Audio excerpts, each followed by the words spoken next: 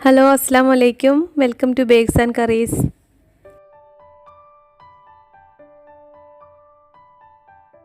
ഞങ്ങളുടെ നാട്ടിലൊക്കെ നോമ്പിൻ്റെ സമയത്തും അതുപോലെ തന്നെ പെരുന്നാളിൻ്റെ പോലുള്ള സ്പെഷ്യൽ ദിവസങ്ങളിലൊക്കെ ഉണ്ടാക്കുന്ന ഒരു സ്പെഷ്യലായിട്ടുള്ള ഫുഡാണ് കേട്ടോ തിക്കിടി. തേങ്ങാപ്പാലൊക്കെ ചേർത്തിട്ടുണ്ടാക്കുന്നതുകൊണ്ട് നല്ല അടിപൊളി ടേസ്റ്റാണ് കേട്ടോ ഇതിന്. അതുപോലെ നല്ല ഹെൽത്തിയാണ്. പിന്നെ വളരെ പെട്ടെന്ന് ഉണ്ടാക്കാമെന്നൊന്നും ഞാൻ പറയില്ല കേട്ടോ, കാരണം ഇത് കുറച്ച് ടൈം എടുക്കും ഉണ്ടാക്കിയെടുക്കാൻ വേണ്ടിയിട്ട്. എന്നാലും നല്ല സൂപ്പർ ടേസ്റ്റാണ് കഴിക്കാൻ. അപ്പോൾ നമ്മുടെ ഇന്നത്തെ സ്പെഷ്യൽ റെസിപ്പി എങ്ങനെ ചെയ്യാമെന്ന് നമുക്ക് പെട്ടെന്ന് നോക്കാം അല്ലേ. അപ്പോൾ തിക്കിടി ഉണ്ടാക്കാൻ വേണ്ടിയിട്ടുള്ള മെയിൻ ഇൻഗ്രീഡിയൻ്റ് എന്ന് പറയുന്നത് അരിപ്പൊടിയാണ് കേട്ടോ. അപ്പോൾ അതിന് വേണ്ടിയിട്ട് നമ്മൾ പത്തിരിക്കൊക്കെ കുഴയ്ക്കുന്ന പോലെ തന്നെ നല്ല ചൂടുവെള്ളത്തിൽ പൊടിയിട്ട് നന്നായിട്ട് കുഴച്ചെടുത്തിട്ട് വേണം, വാട്ടിയിട്ട് കുഴച്ചെടുത്തിട്ട് വേണം നമ്മൾ തിക്കിടി ഉണ്ടാക്കാൻ വേണ്ടിയിട്ട്. അതിന് വേണ്ടിയിട്ട് 250 ml കപ്പിൽ 4 കപ്പ് വെള്ളം തിളപ്പിക്കാൻ വെച്ചിട്ടുണ്ട്. ഇതിലേക്ക് ആവശ്യത്തിനുള്ള ഉപ്പ് ചേർത്ത് കൊടുക്കാം. ഇനി 1 ടേബിൾ സ്പൂൺ വെളിച്ചെണ്ണയും കൂടെ ചേർത്ത് നന്നായിട്ട് മിക്സ് ചെയ്തെടുക്കാം. അതിനുശേഷം ഈ വെള്ളം നന്നായിട്ട് വെട്ടി തിളച്ച് വരണം. അത് കഴിഞ്ഞിട്ട് വേണം നമ്മൾ പൊടി ഇതിലേക്ക് ഇട്ട് കൊടുക്കാൻ. ഇപ്പോൾ വെള്ളം നന്നായിട്ട് തിളച്ച് വന്നിട്ടുണ്ട്. ഇനി നമുക്കിതിലേക്ക് അരിപ്പൊടി ചേർത്ത് കൊടുക്കാം. അപ്പോൾ ഞാൻ എടുക്കുന്ന അരിപ്പൊടിയുടെ അളവ് 3.5 കപ്പ് അരിപ്പൊടിയാണ് കേട്ടോ. അത് ആ സെയിം 250 ml കപ്പിൽ തന്നെയാണ് എടുക്കുന്നത്. അപ്പോൾ അരിപ്പൊടി അളന്നെടുക്കുന്ന കപ്പിൽ തന്നെ വെള്ളവും എടുത്താൽ മതി. അപ്പോൾ പിന്നെ അളവ് കറക്റ്റായിട്ട് കിട്ടിക്കോളും. പിന്നെ പൊടി ഇതുപോലെ മേളിൽ കൂടി കിടക്കുന്നുണ്ടെങ്കിൽ ഒരു തവി വെച്ചിട്ട് എല്ലായിടത്തേക്കും ഒരുപോലെ ഒന്ന് നിരത്തി കൊടുക്കുകയും ചെയ്യണം കേട്ടോ. പിന്നെ പൊടി നമ്മൾ ഇട്ട് കൊടുത്ത് ഉടനെ മിക്സ് ചെയ്യരുത്. ഏകദേശം 1 മിനിറ്റൊക്കെ കഴിഞ്ഞിട്ട് വേണം മിക്സ് ചെയ്യാൻ. അതായത് വെള്ളം പൊടിയുടെ എല്ലാ ഭാഗത്തേക്കും ഇതുപോലെ ഏകദേശം എത്തിയിട്ട് വേണം നമ്മൾ മിക്സ് ചെയ്ത് തുടങ്ങാൻ. പിന്നെ മിക്സ് ചെയ്യാൻ തുടങ്ങുന്ന സമയത്ത് തീ നന്നായിട്ട് കുറച്ച് വെച്ചിട്ട് വേണം ചെയ്യാൻ. നിങ്ങളെടുക്കുന്ന പൊടിക്ക് അനുസരിച്ചിട്ട് ചിലപ്പം വെള്ളത്തിൻ്റെ അളവിലൊക്കെ വ്യത്യാസം വരാം കേട്ടോ. ഇപ്പോൾ പൊടിയെല്ലാം നന്നായിട്ട് മിക്സായി വന്നിട്ടുണ്ട്. ഇനി നമുക്ക് ഫ്ലെയിം ഓഫ് ചെയ്ത് കൊടുക്കാം.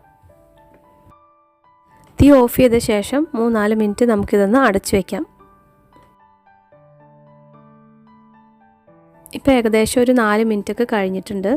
അപ്പം നമുക്കിതൊരു പരന്ന പാത്രത്തിലേക്ക് ഇട്ടിട്ട് ചൂട് മാറുന്നതിന് മുമ്പ് നന്നായിട്ടൊന്ന് കുഴച്ചെടുക്കണം. ചൂടോടെ തന്നെ നല്ല മയത്തിൽ പത്തിരിക്കൊക്കെ കുഴയ്ക്കുന്ന പോലെ കുഴച്ചെടുക്കണം കേട്ടോ.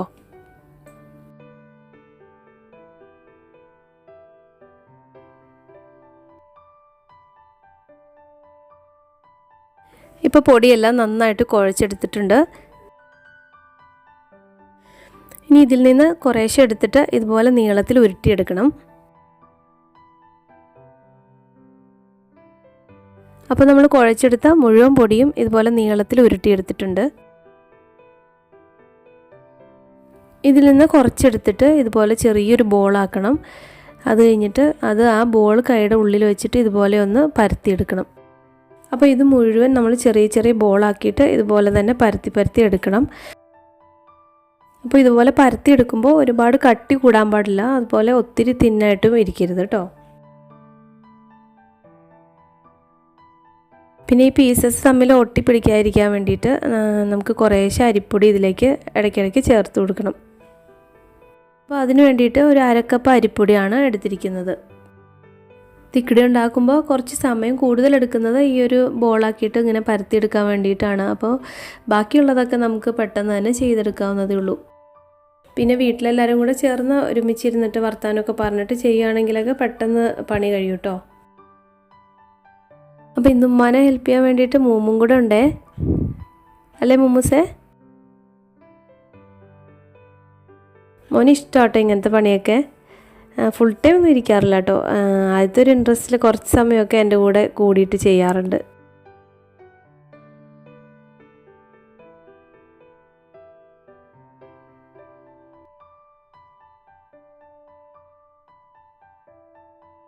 അപ്പോൾ ഇതെല്ലാം ഞങ്ങളിവിടെ പരത്തി എടുത്തിട്ടുണ്ട്.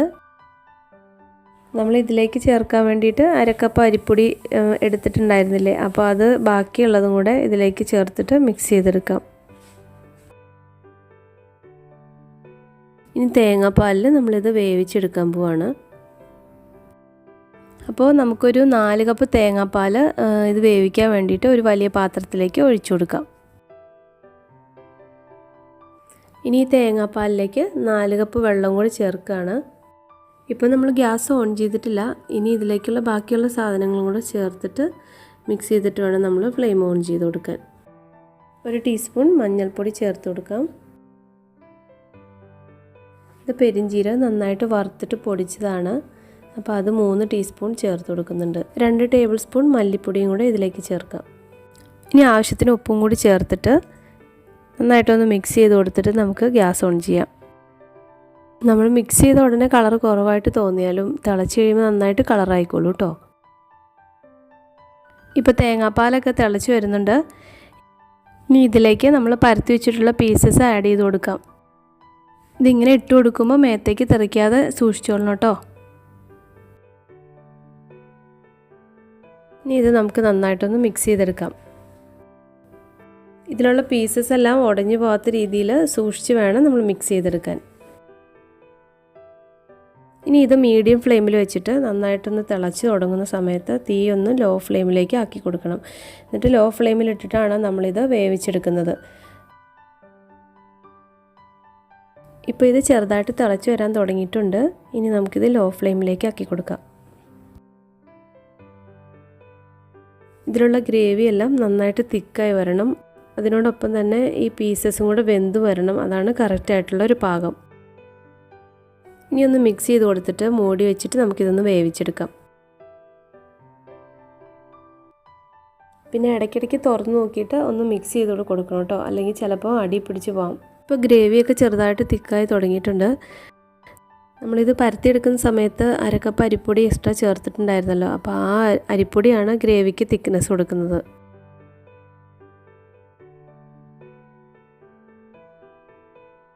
ഇപ്പോൾ ഗ്രേവി എല്ലാം ആവശ്യത്തിന് കുറുകി വന്നിട്ടുണ്ട്. ഇതിൽ നിന്ന് ഒരു പീസ് എടുത്തിട്ടൊന്ന് കഴിച്ച് നോക്കട്ടെ ഞാൻ. അപ്പോൾ വായിലൊട്ടാതെ ഇരിക്കുകയാണെങ്കിൽ അത് വെന്തിട്ടുണ്ടെന്ന് നമുക്ക് മനസ്സിലാക്കാം. ഞാൻ കഴിച്ചു നോക്കിയപ്പോൾ നന്നായിട്ട് വെന്തിട്ടുണ്ട്. അതുപോലെ ഗ്രേവി നന്നായിട്ട് കുറുകിയിട്ടുണ്ട്. ഇനി നമുക്ക് ഫ്ലെയിം ഓഫ് ചെയ്ത് കൊടുത്തേക്കാം. അപ്പോൾ നമ്മുടെ തിക്കിടി ഇവിടെ റെഡി ആയിട്ടുണ്ട്. ചാറൊക്കെ നന്നായിട്ട് ഇതുപോലെ കുറുകി വേണം ഇരിക്കാൻ. പിന്നെ ഇത് ഇരിക്കും തോറും കുറച്ചും കൂടെ തിക്കായി വരും കേട്ടോ. ഇനി ഒരു ചെറിയ പണിയും കൂടെ ബാക്കിയുണ്ട്. നമ്മളിനി ഇത് താളിക്കാൻ പോവാണ്. അതിനുവേണ്ടി ചൂടായ വെളിച്ചെണ്ണയിലേക്ക് നമുക്കൊരു 1/2 ടീസ്പൂൺ ഉലുവ ചേർത്ത് കൊടുക്കാം. ഒരു 3-4 ചുവന്നുള്ളി അരിഞ്ഞതും കൂടെ ചേർക്കുന്നുണ്ട്. പിന്നെ കുറച്ച് കറിവേപ്പിലയും കൂടെ ചേർക്കാം. നല്ല ഫ്രഷ് ആയിട്ടുള്ള കറിവേപ്പിലാണ് കേട്ടോ. ഇതിവിടെ ബാൽക്കണിയിൽ ഉണ്ടായതാണ്. ഉലുവയും ഉള്ളിയും കറിവേപ്പിലേക്ക് കൂടി താളിക്കുമ്പോൾ നല്ലൊരു മണമൊക്കെ വരുന്നുണ്ട്. ഇപ്പോൾ ഇതെല്ലാം പാകത്തിന് മൂത്ത് വന്നിട്ടുണ്ട്. നമുക്കിനി ഇത് തിക്കിടിയിലേക്ക് ചേർത്ത് കൊടുക്കാം. എന്നിട്ടൊരു 10 മിനിറ്റ് നമുക്കിതൊന്ന് മൂടി വയ്ക്കാം. ഇപ്പോൾ നമ്മൾ മൂടി വെച്ചിട്ട് 10 മിനിറ്റ് ആയിട്ടുണ്ട്. താളിച്ച് ചേർത്ത ഉള്ളി എല്ലാം കൂടെ തിക്കിടിയിലേക്ക് നന്നായിട്ട് മിക്സ് ചെയ്ത് കൊടുത്തിട്ടുണ്ട്. ഇപ്പോൾ നമ്മൾ നേരത്തെ ഫ്ലെയിം ഓഫ് ചെയ്ത് കൊടുത്തേക്കാളും കുറച്ചും കൂടെ തിക്കായി വന്നിട്ടുണ്ട്.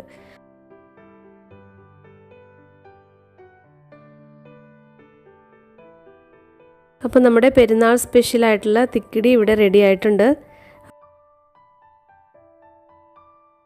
അപ്പോൾ ഇത് ചിക്കൻ കറിയുടെ കൂടെയും ബീഫ് കറിയുടെ ഒക്കെ കൂടെ നല്ലൊരു കോമ്പിനേഷനാണ്.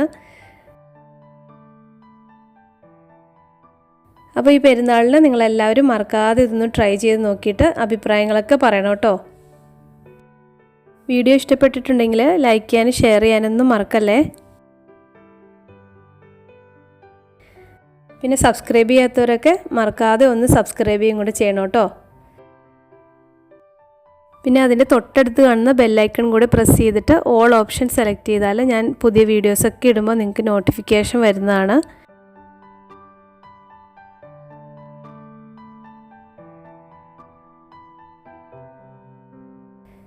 അപ്പോൾ അടുത്ത ദിവസം നമുക്ക് പുതിയൊരു റെസിപ്പി ആയിട്ട് വീണ്ടും കാണാം.